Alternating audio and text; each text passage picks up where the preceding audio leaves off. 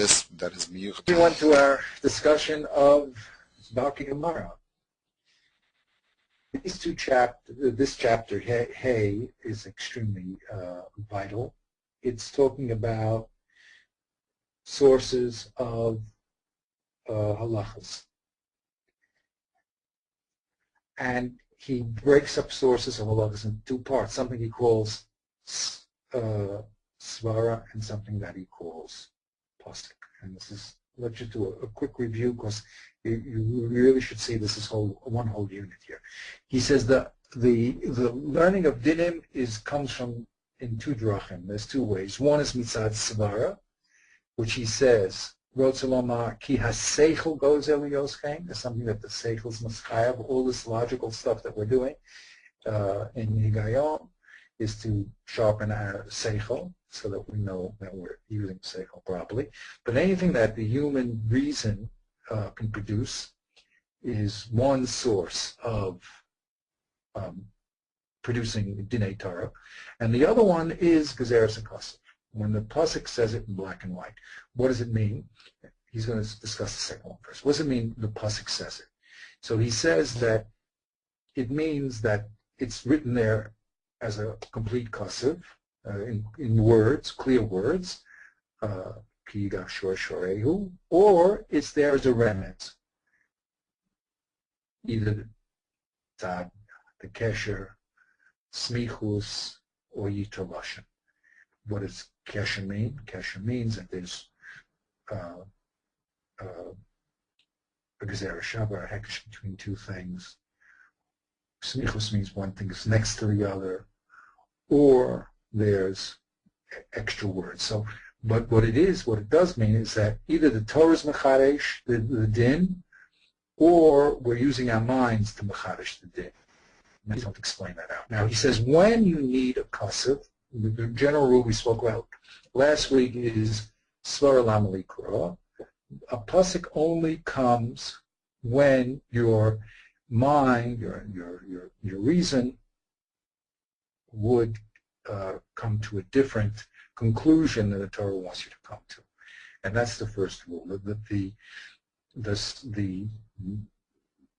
He says, "Akasev lo bo adin ela hu ba'avor shemitzad asfor mibachutz hainu omrim behefech." That's his first rule. His first rule is that you need the Torah to write something down when you would have thought the opposite.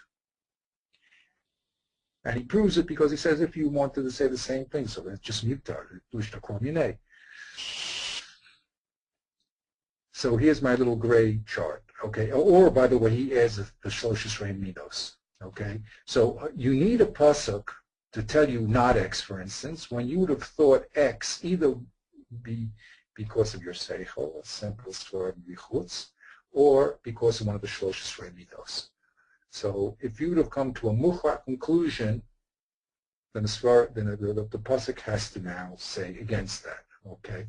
So if you would have logically come to X or through the ch05 midos, you would have come to X. And now the only way you can know not X is if the Torah comes and writes it. So that's the rule one. The basic rule is that the Torah comes to mahapech, to say the opposite of what you would have thought, either through logic or through the ch05 midos. Now, he says this rule of opposite, of course, only works when the svarim bichutz is muchrach. But if you have if a svarim bichutz had two possibilities, you could have logically said X or not X, so then the Torah can come and repeat X. So it's really mistalik minasafek. Since you svaras chitzona would have been X or not X, so I have to repeat X because X was not the only possibility. Okay, so that's the second scenario. Now, what happens in the third scenario if the svarim b'chutz is mukhrach and the Torah does do what we said it shouldn't do? It repeats itself. So there we say it always comes l'mamayet. Okay, and it says only here and not everywhere, and only here, and whenever you want to say this din anywhere else, you're going to have another mafarish pasuk saying it. Okay. So that's that.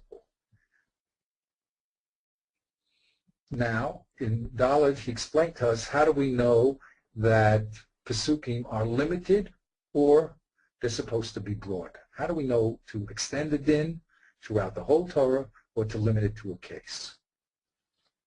So he explains that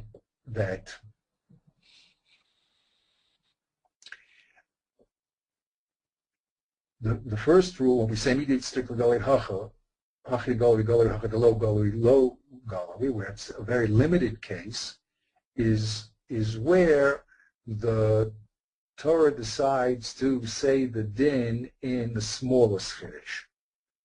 Okay, so if an Isur exists in a Kohen, so which is the smallest chiddush because that's the place you'd most likely think the Isur should exist, so then you wouldn't extend it down to a Levi or Yisrael. Okay, so if it's in a Miyut Chiddush case, so that means it's only there and nowhere, and it doesn't extend.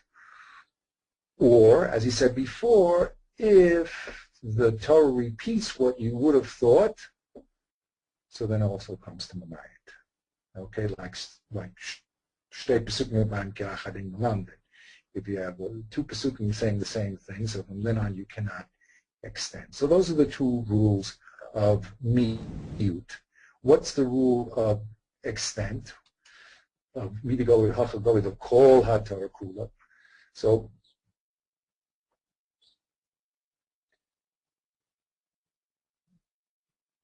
when, just the opposite, when the Torah is Megala itself in the greatest Chiddush, let's say there's an Isa in Israel, so that would be the greatest Chiddush. So then certainly you can go up the chain and say that that same Isa exists in a Levi or a Kohen.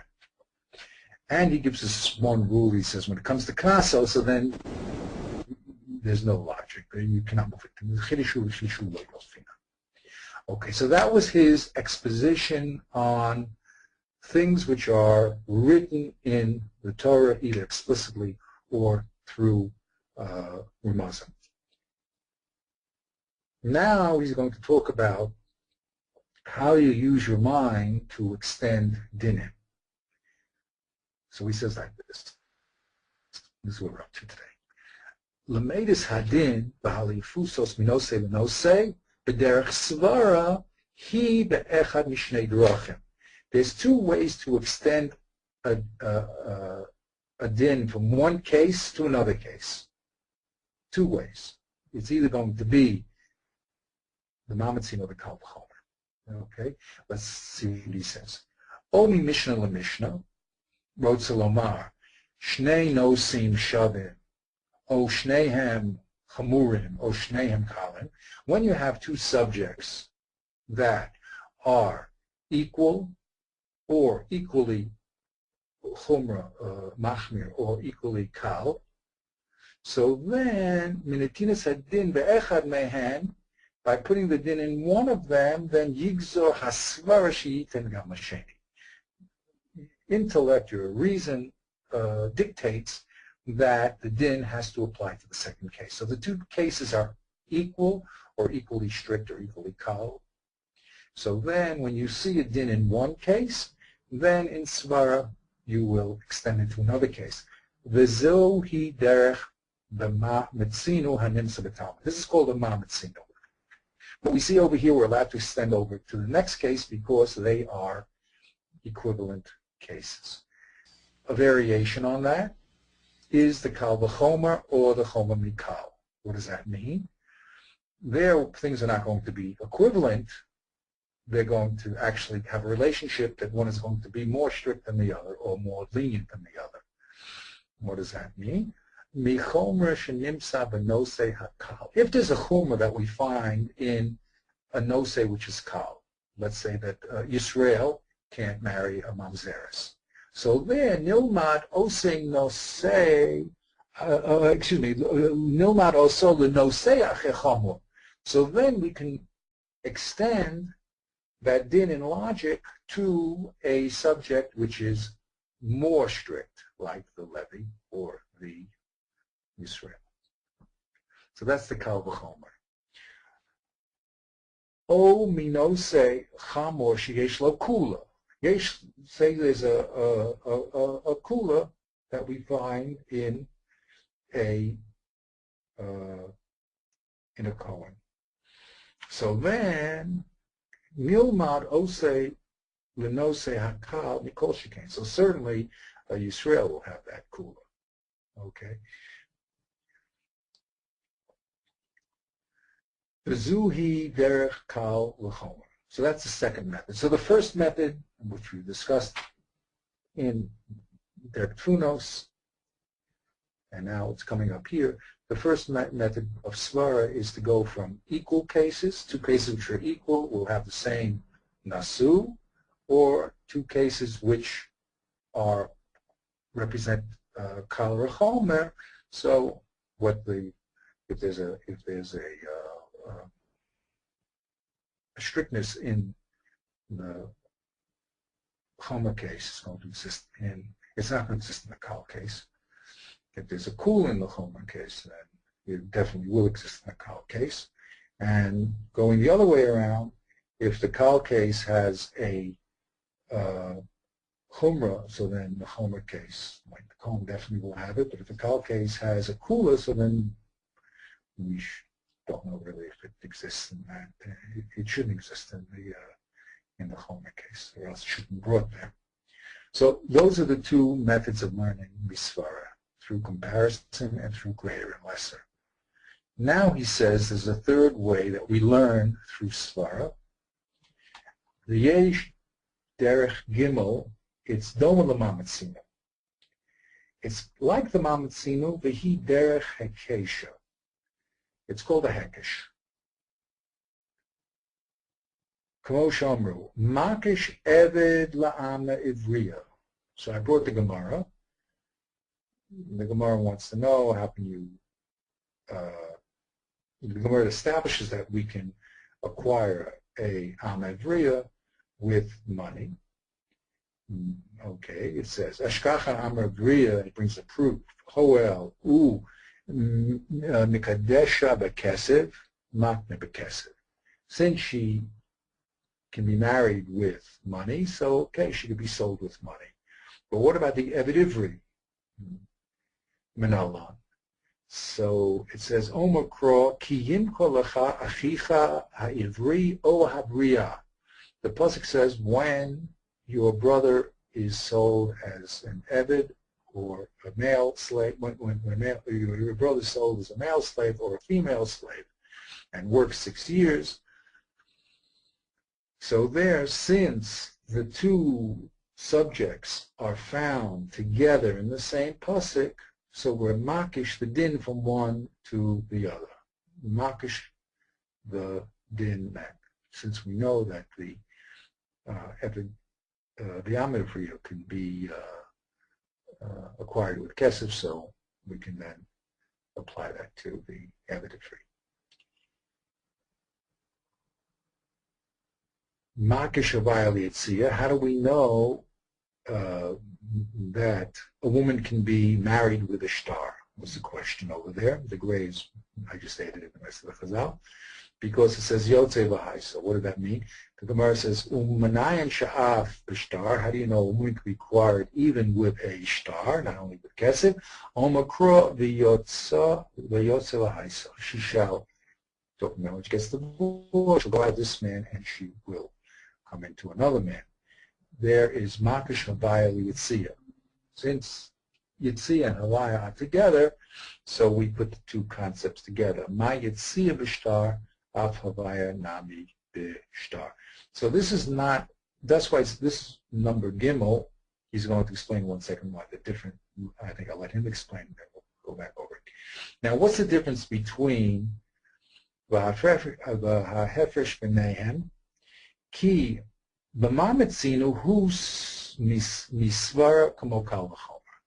The mametzinu and the kal v'chomer are logical, reasonable extensions from one case to the next, either through equivalent or kal v'chomer or kal. But the hekesh hu mikol hakosef kedin gezeres hashava. Really, the hekesh gets its strength not because it's logic. There's no logical reason why the way a woman goes out, which is the way she should come in. There's no logic that says the two things should be equal. Just the pasuk puts it together. He actually says the hekesh is stronger, a stronger method of learning dinim than a mamatzinu. Why?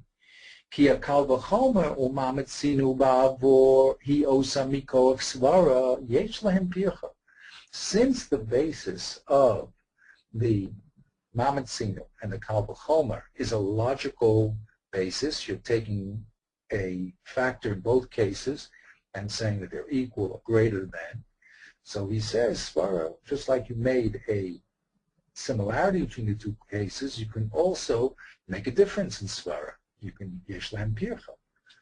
But when it comes to the hekesh is a gezeres hakosef. Mitzadi yosem b'koach hakosef, since it comes from the Torah putting it together, ein lahashiv kenegdam. So then you can't ask kashas because the pasuk put together. Gezeres hakosef hu. So that's very interesting. There's pure reason saying two cases are similar, therefore they should have the same din or kal v'chomer. And then there's a hekesh, which is really things that are put together not because of logic, but because the Torah put them together. And that's why we move the din from one to the next. So I guess this is where the Sefer Higayon comes in, is knowing where you can compare things, where you can't, what's similar, what's not, and understanding the attributes and the aspects of anything. Right. So you could either... And that's very, very, very tricky business. It's a very tricky business. Because everything, as he says, and that's his whole idea really in Dr. Martin's Higayon, is because things have a lot of attributes, and you have to know what is the critical aspect. We say the difference that makes the difference, or the attribute that makes the difference.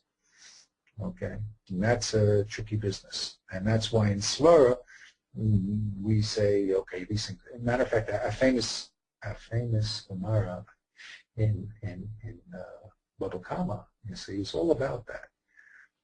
Which attribute, why would you have moved from shore to Mabo, the shore, you see? And why wouldn't you? What aspects are similar and what aspects are not similar? And that really, when we deeply get involved in that mission, that's what that mission is talking about, because it seems that they have a common quality, and yet, if they have a common quality, now you just have to write one, and from the common quality of dark and lahazik shmir samalech, let's say, the dark and lahazik shmir samalech, that's common quality, so I just have to write one, and I could learn all the other ones from it. So then, the problem is, why did the Torah have to say, repeat itself 4 times? So then we have to make distinctions. We have to say it's not mukhrach to go from one to the other. Because logically, you could have had 2 possibilities. You could have said that the lower common denominator of dark and lahazik is the reason why the Torah picked shore, for instance. Or maybe it was the higher common denominator of Karen. And therefore I couldn't learn the other ones out because the other ones don't have kavanah lahazik. So because I have the 2 possibilities to learn from the lower common denominator or the higher the unique aspects, and then I have to write the other 3 psukim. Okay, so this is exactly where we need Higayon, but it's a tricky business to understand what aspect is called a critical aspect. That does it. Okay, and a lot of times we need help, with this short, to know that Karen's kavan lahazik is something you may have thought about logically. I mean, you should have think about it, but it's not so easy to describe. So it's also not. Yeah, it's not. Well, it's not also not so obvious. Quite a lot in defining, and it's not obvious. That's correct. Well, we know the Torah says that when an animal gores another animal, you have to pay. But you're right. What was the quality in the goring that did it? Maybe the poking is what does it. Why do you say kavanah? It's true that that's one of the attributes of it. But here we go. We're studying higayon. Is it an atzmiyatz, bilti shalom, shalom, yuchad, exactly. So that becomes the tricky nature, and we live on extending them. So it's critical, and we live here, and not everything is exeris akasov. You know, the Torah understands that it's talking to reasonable people that should be able to extend dinim from one place to the next. So I'm just saying it's a very, very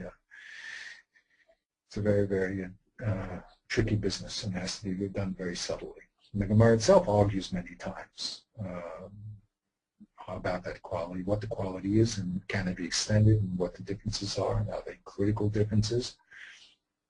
And we see it many, many times. Okay, so that's what he says at this point. He says when you're learning from Svara, it means you're using your ability to compare things and saying that things are equivalent or kal v'chomers, so then we should move them. And then he says sometimes the Torah itself, through Gezeres HaKasav, makes things equivalent, not because they're logical, but because it wants to put two things together. Okay, so he says that has a stronger force than the logical things, because logical things, just as you found a quality that is common, you may find a quality that's uncommon. But if it's a hekesh that's made through a pasuk, so then it's very, very powerful, because it says we're not talking about simple common sense or logic. We're talking about a din that the Torah put together through the relationship of the two pasukim. Okay. So he says here, what's the difference between now a kal v'chomer and a mamatzino? So we see the difference between the hekesh and a mamatzino, because one is is stronger because the Torah puts it together. That means it doesn't matter what your logic thinks, that the Torah made it equivalent. But what's the difference between a kal v'chomer and a mamatzino? He says.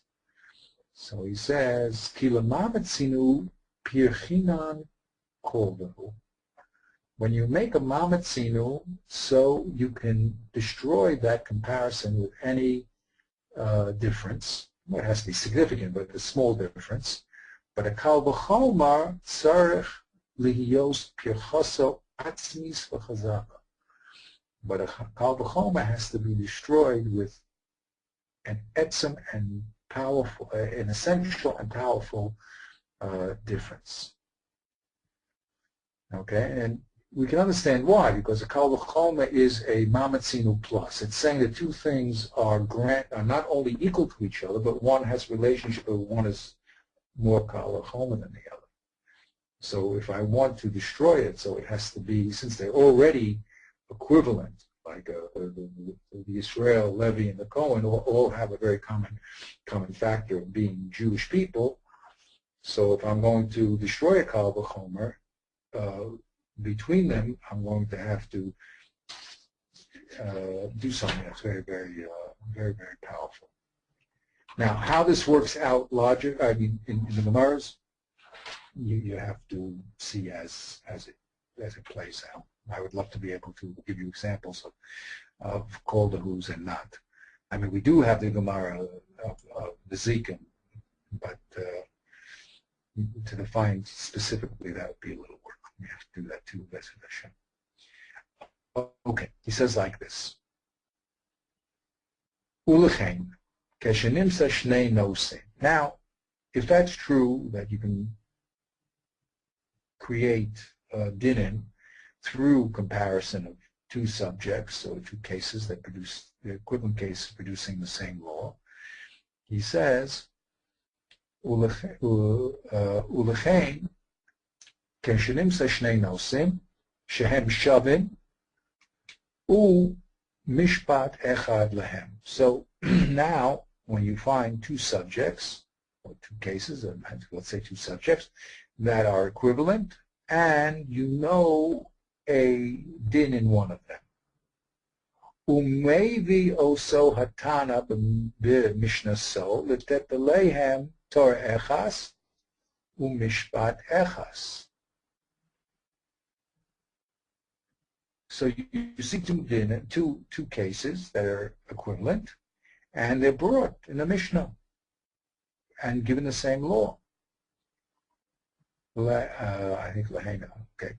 Yiksha haTalmud lisnei chada otese chada michada. So the Gemara will always say lisnei chada, learn one or learn from the one to the other. So for instance, here's our classic case in Nezikin. Since the Havamina is that shore is like Mava, so the hidden question there was Lisnei Chada. If already I know shore is Chayav to pay Nezikin, so then why do I have to learn Mava? Lisnei Chada. Because rules of equivalence should mean that if one case is given and another case is equivalent to that case, it should have the same rule. Ki Achar Shehem Shaveh, since they're equal, the shore and the Mava, there's no chiddush of one over the other one. So why should the Tana bring both cases? Shore and Mava, in this case the Torah. Let's just write one and I'll be able to derive the other one. The lav karuchla. We're not talking about people who are salesmen that go around selling their wares that show you 15 different knives, even though there's no significant difference between one and the other one.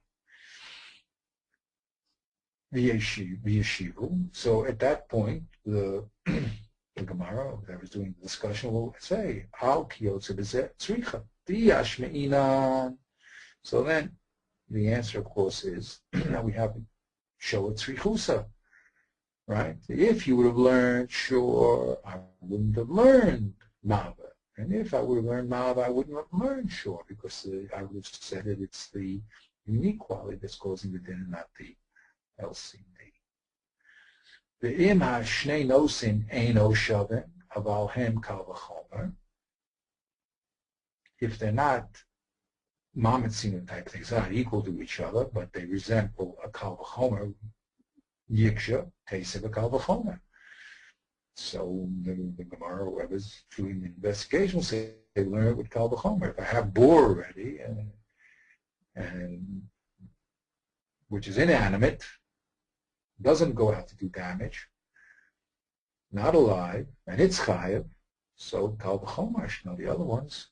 That's something that the Gemara asks. The Mishnah just went down the tree from Shor and Mava down to Aish and down to Bor. But the Gemara says, why don't we go up the chain and say, look, if the Torah already writes Bor, so why not keep Kol Shekin the other ones? Okay, and it adds Bor with one other one because it has to eliminate certain qualities. Okay.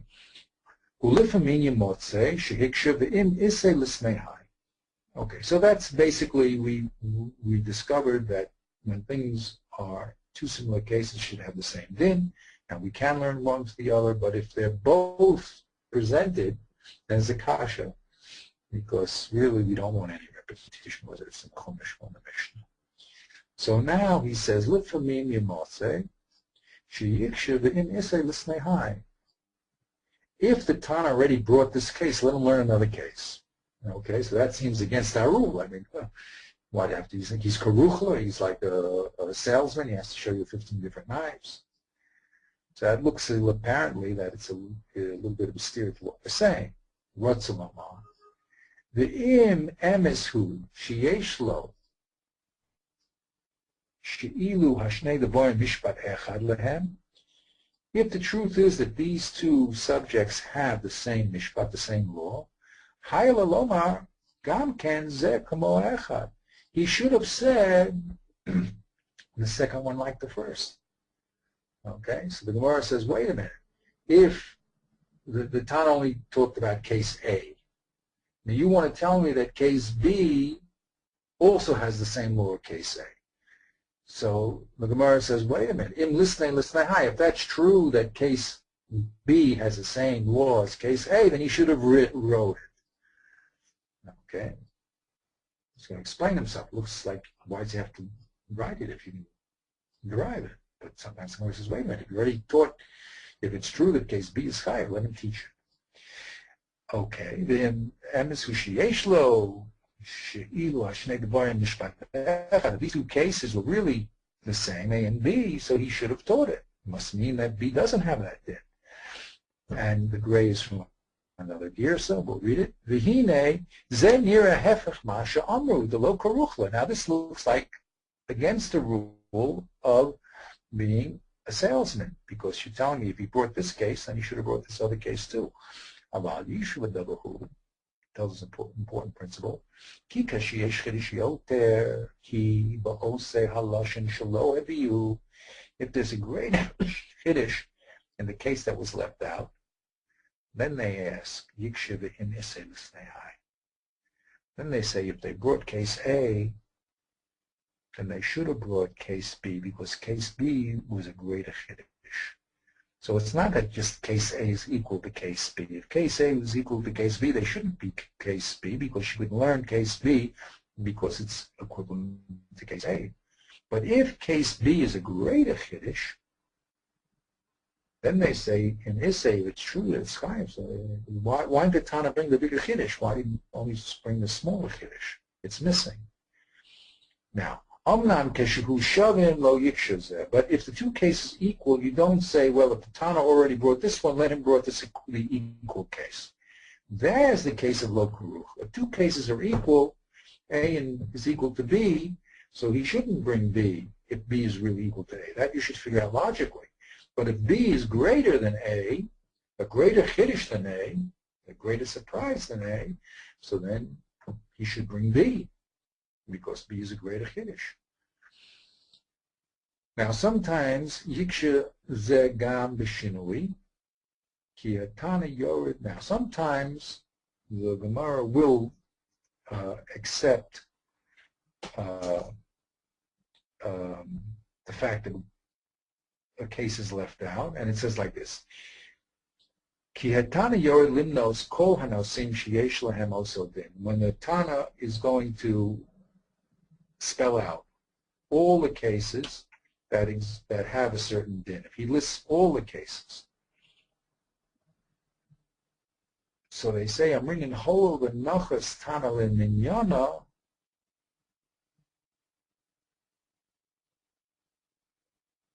Lisnei, that should be, yeah, lisnei, that's a typo. Lisnei nama high, not litnei. Okay. Since the Tana is bringing all the cases, then it should also bring this one. Mistake. Lisnei nama high. The yeshiva lo Tana v'shayer. So in that scenario, the Gemara will say Tana v'shayer and say high shire to high shire.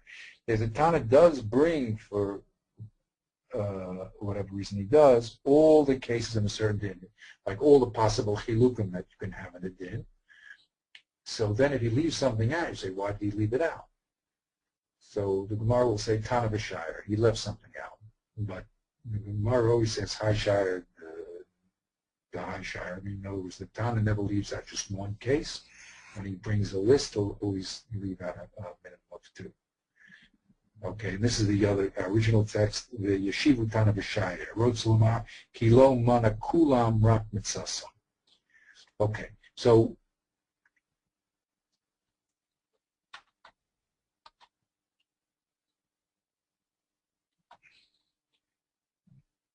we're talking about, in this little section here, learning by logic, learning dinim through logic, which means if two cases are equal and one, the din is said mefarish, then we should be able in logic to extend it to the second case. Okay? Now he's going to go to our exceptions here.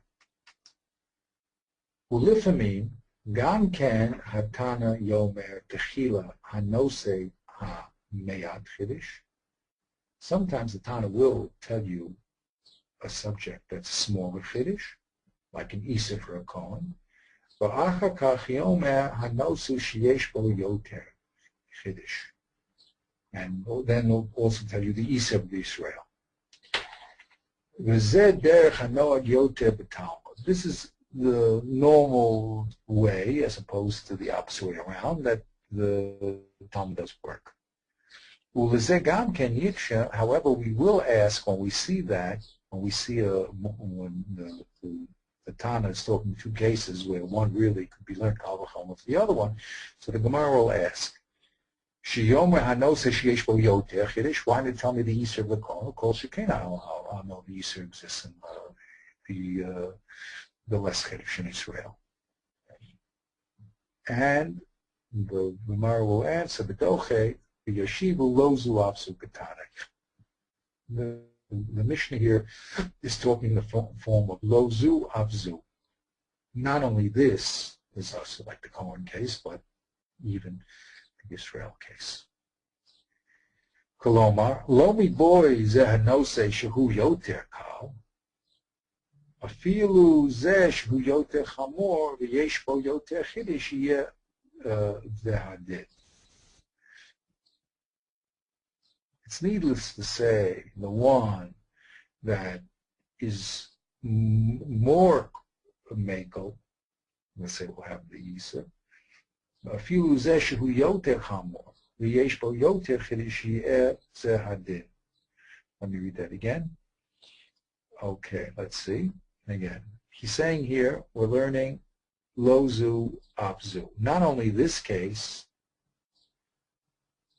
but even the greater case. Koloma, lomi boy zehanose shehu yoter kal, not only the one that is more kal, ela afilu zeh shehu yoter chamor v'yesh bo yoter chiddush yeh lo zeh din. But even though the one that's more chomer and has a greater chiddush will have the din. That'll work with a kula, for instance. If you have a kula with the Yisrael, and the same kula exists in the Kohen, say would be mentioned both in the Mishnah, so you would say not only does the kula exist in Israel, lozu, afzu, even in the Kohen. And he says that these are both going to be dochuk. We never like to say this because normally we'd want to learn from kal v'chomer. But let's finish his exposition. Ulifamin yasu behefech. Sometimes it's not a lozu afzu, but it's a zu shein tzrich mazu, which is less frequent. Ki yom techila hanose sheyesh bo yoter chiddush. Sometimes they'll tell you the greater chiddush, like the Isser of the Kohen. Ve'achar kach hanose miyate chiddush. Then they'll tell you afterwards the less chiddush. That the Kohen is Aser, and then all of a sudden tell you Israel, which is a lesser chiddush to be Aser, excuse me, just the opposite way around. That would have to be with the Mako. If the Kohen is Mako, so certainly the Israel will be Mako. Sometimes they'll tell you the least chiddush first, and then in other words, the chiddush you'd most expect first, and then the lesser chiddush. V'al derek zu al hamiyut v'zara. But this way is very, very infrequently found. And of course, the kasha lab will always ask the kasha, Ki acha she'omer hanose sheyesh bo yoter chiddush. You could already tell me the nose with the big chiddush, like say a kal exists with the Kohen. So malo lomar acher shehu miyut chiddush. So then why do you have to tell me the kal exists with the Yisrael? Yeshivulo zu ve'ein tzrich lomar zu katane.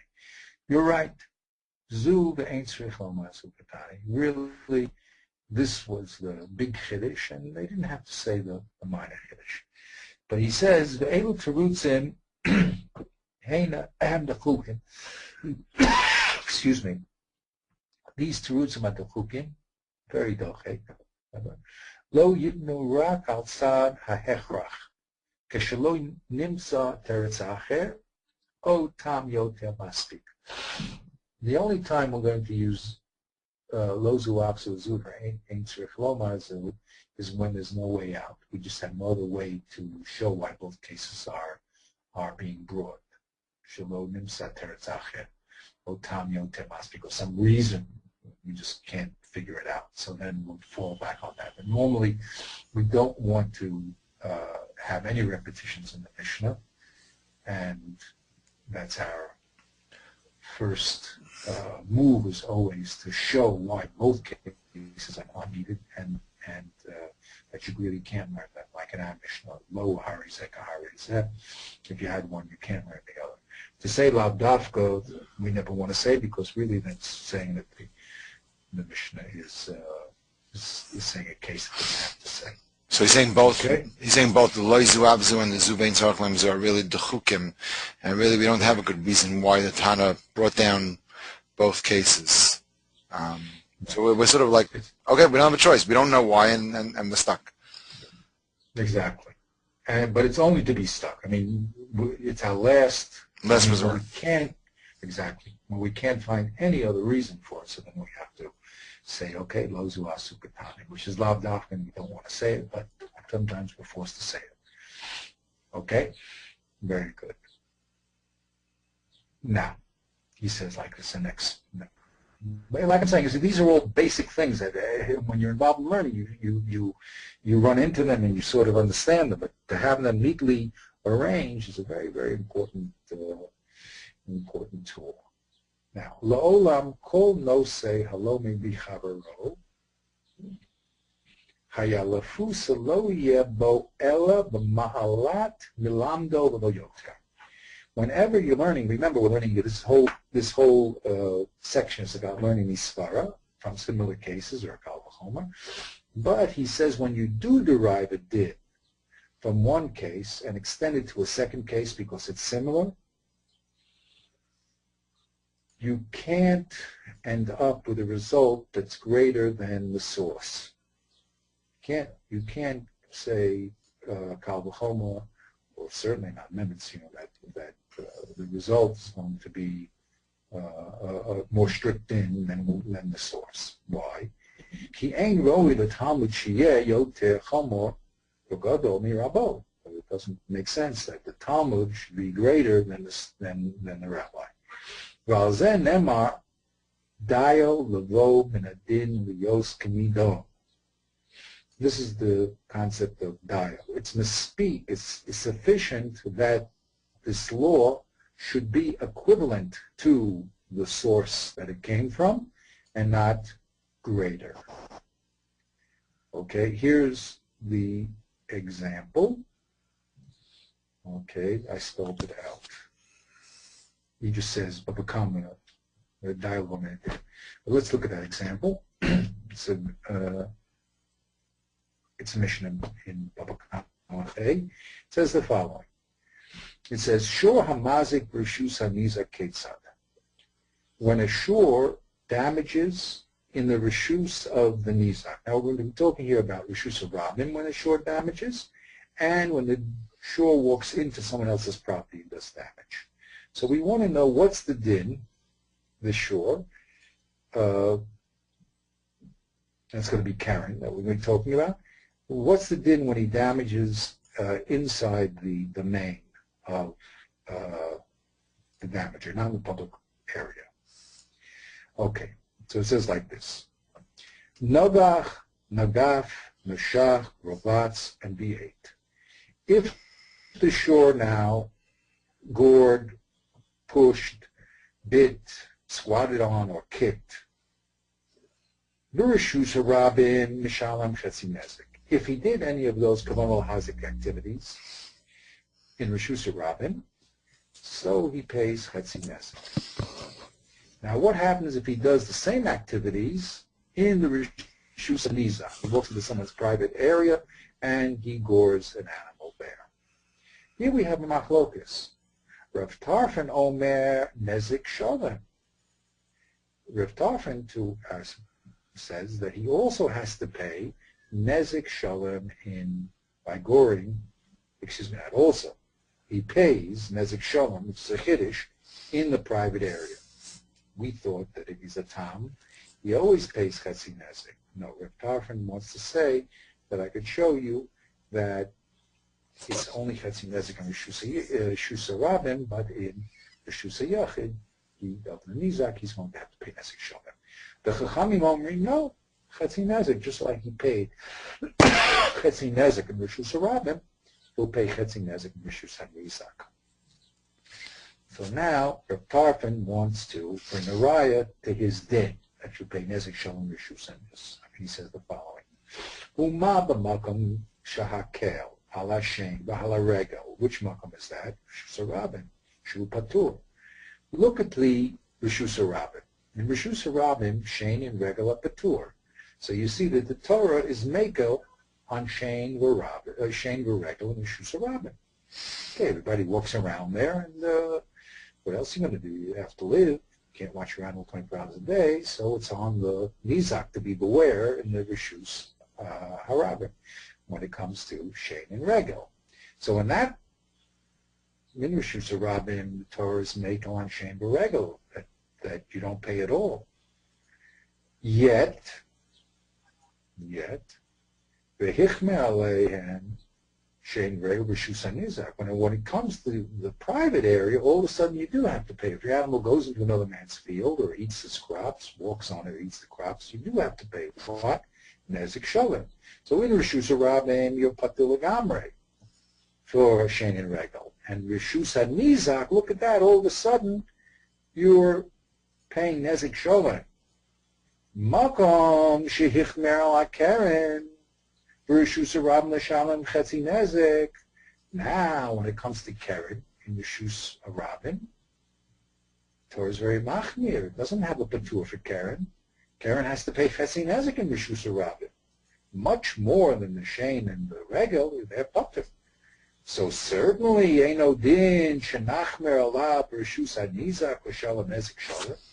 So shouldn't it be kal v'chomer that the keren in Rishus HaNizak should be Nezek Shalom? It starts off as Chetzi Nezek in Rishus Harabim, in a place where the Shein and Regel is zero. So it already starts off Chetzi. So we should at least have what the Shein and Regel has in Rishus HaNizak. They go from zero to paying Nezek Shalom. This is half damages to go to Nezek Shalom, he says. They should be equivalent. Omru the Chachamim, they said no. Dai lavo medidin liyos k'nido. Ma b'rishus harabim chetzi nezek, ha b'rishus hanizak chetzi nezek. It seems that we're learning rishus hanizak from rishus harabim, and just like in rishus harabim you pay chetzi nezek, so too in rishus hanizak you pay chetzi nezek, and you can't, through a kal v'chomer, extend the din more than the source. Okay, this is a very interesting Mishnah. There's a response to the Chachamim. The Chachamim come back against Reb Tarfon. Reb Tarfon answers. It's a very complex little Mishnah. But the principle is the principle that we shouldn't, if you're saying one case is derived from the other case, so that the case that is derived can never be greater than its source. That's the general rule. Okay. Omnam.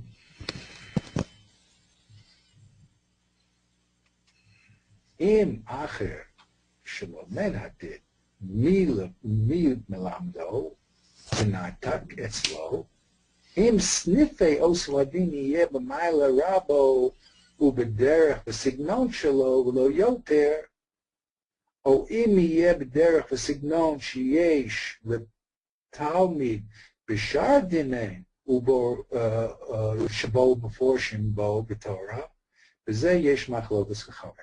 It's a lot. Okay, he says like this. It's true, the general rule is that we don't want to end up with a derivative case which is greater than its source. Okay, how can you produce a tolda greater than the Av? However, and that's a general rule. It's dial that you just derive the same din. Now you can't say it should be greater.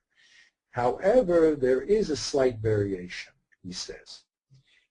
Say you do derive case B from case A. Now, if case B has certain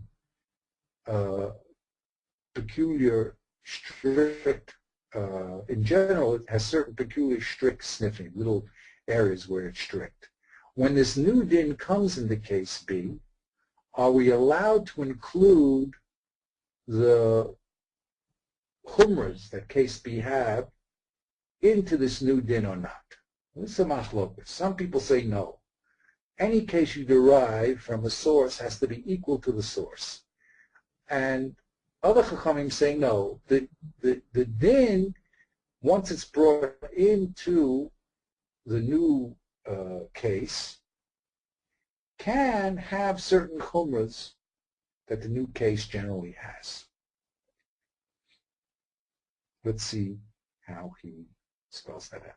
So that's what he means here. It's a lot of words, but I hope you got that. When we transfer from a given case to a derivative case, so the question is, if the derivative case has its own little chumras here and there, are we allowed to let that affect the din that we moved over?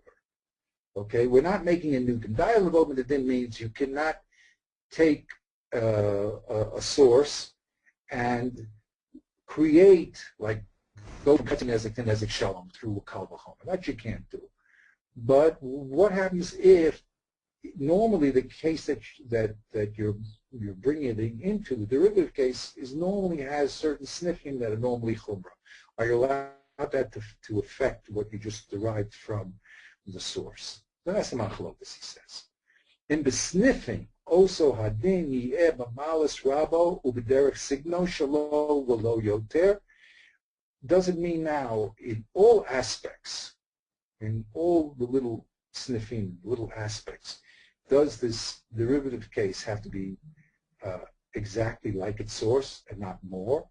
Oh, in the derech signon sheyesh l'talmid b'shadinim, or it can the derech and the manner that the derivative case, the Talmud case, has in other dinim, can it affect what you imported? Shebol meforish b'Torah. V'zeh yesh machlokas. Yesh mehen. Some Chachamim say, ki ma'acher shezeh hadin lamdu me'acher. Once you have a din that's learned from a source, v'lo bo meforish bo b'din atzmo. Excuse me. V'lo bo meforish bo b'din atzmo v'signon lo b'chol echad aminon dayo. And the source doesn't have these meforish little sniffing. So then, in everything you say, that's called don minei uminei. That means that whenever you're taking a derivative case from a source, then in every aspect, the derivative case has to be equal to the source, even though normally this derivative aspect may have certain little chumras here and there. However, Yesho means, some rabbis say, ki b'snifei hadin u'b'signon efshar liyos bo ma'ila chamora yoter mirabo. Since the derivative case has normally some little chumras and other dinim, so there we can say that those chumras which we found already in the derivative case can affect the imported case. And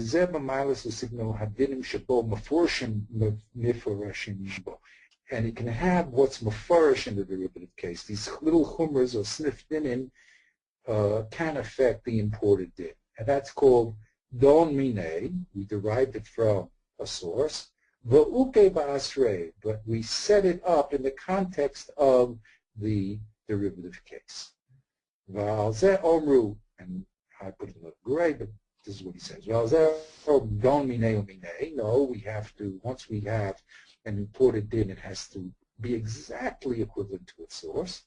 And some people say, no, don minei, you're right, you imported it, but you can have the side little or sniffing side dinim that exists in the in the derivative case can affect what was imported. That's called dam minei v'u'tiv ba'asrei. Okay, could the issa beperik b'shruas edis u'b'chilas nida. The nafel machlokus ben chachamim b'reb Shimon gabi mikvah, in the case of mikvah. V'omru shneihem lo lamdu elabet me'sota. Both of them learned the case from Sota duk v'lishva. I believe that next week I'll bring that down. I didn't have time to go on import the whole case into the text. Umash omru dan minei v'uki ba'asrei. But he says there is a condition here. Even the one that says that you're allowed to have the derivative case affect what you imported, it only is l'chumra. Umash amru dami neva uki ba'asrei dafka l'chumra aval kula lo. Okay, you never say that the kulas that exist in the derivative case can affect the imported din. Only the chumras. Okay, that is.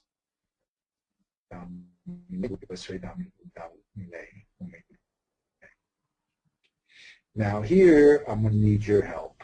Yeah. Okay. Of course, this is a piece that I'm not good. Up to there, you more or less understand what's going on? I mean, yeah. Yeah. That's it. Okay. Yeah. The classical stuff. Okay. Right. Now Right. here you're going to have to help me out. Okay, because I don't really understand fully what he wants to say here. Okay, I'll try to. Yeah. Okay. La'olam. Should we try this next week? It's getting a bit late. Oh, okay. Yeah, maybe we'll do that. You know, next week, you know what I do, Bli Netter? I'll bring the Don Minei case in. Right. And I'll also do some more research over here. This is a place that's always got me a little... okay, perfect. Okay? So okay. we'll stop here. That's a good place to stop.